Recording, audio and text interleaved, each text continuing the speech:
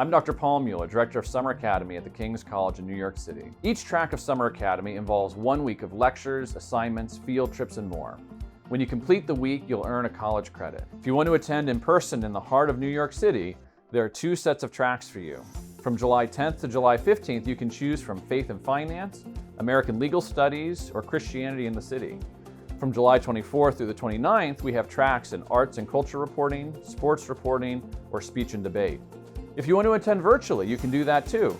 For the week of July 17th to July 22nd, you can choose from New York City on Film or Investments and Innovations in Finance. We are happy to give you a better deal if you participate in multiple tracks. In fact, if you do all 3 weeks of Summer Academy, that's the equivalent of completing an entire college course in just 3 weeks.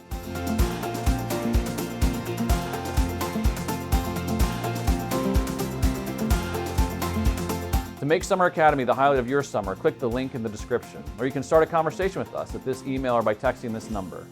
We can't wait to meet you.